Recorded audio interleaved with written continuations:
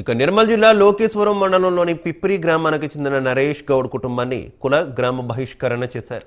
ప్రతి 2 ఏళ్లకు ఒకసారి టెండర్లు వేసి కళ్ళు బట్టీలను నడుపుకుంటున్నామని నరేష్ గౌడ్ తెలిపారు. టెండర్లు వేసే క్రమంలో కులస్తులు అలాగే విడిసి ఫోన్ చేసి టెండర్ వేయాలన్నారని నరేష్ చెప్పారు. 3 నెలల క్రితం తనకు యాక్సిడెంట్ కావడంతో బయటకు వెళ్లలేని పరిస్థితిలో టెండర్ వేయలేకపోయానని తెలిపారు. టెండర్ డబ్బులు కట్టాలని ఒత్తిడి చేశారని నరేష్ ఆరోపించారు. తన కళ్ళు దుకాణంలో ఎవరైనా కళ్ళు సేవిస్తే 50,000 జరిమానా విధిస్తామని హుకుం జారీ చేశారని నరేష్ వెల్లడించారు. దీనిపై పోలీసులకు ఫిర్యాదు చేసినట్టు చెప్పారు. దీనిపై విచారణ చేస్తున్నామని పోలీసులు తెలిపారు. వీడీసీ వాళ్ళు వేధింపులకు గురి చేస్తున్నారు. కారణం ఏంటి అని అంటే, నేను మా విలేజ్లో మా గీత వృత్తి చేసుకుంటూ జీవనం సాగిస్తున్నా.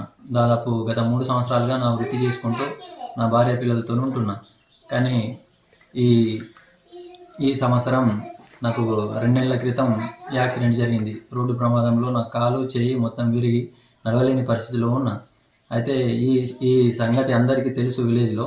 కానీ పిప్రి విలేజ్ వీడీసీ వాళ్ళు నా భర్త పైన బాగా వేధించడం జరుగుతుంది. నా భర్తకు 2 నెలల ముందు యాక్సిడెంట్ అయింది. యాక్సిడెంట్ జరిగింది. ఆయన నడవలేక స్థితిలో ఉన్నాడు. అయినా కూడా ఊరికే మా దగ్గరికి రమ్మని నరేష్ గౌడ్ రావాలి అని ఊరికే పంపిస్తున్నారు.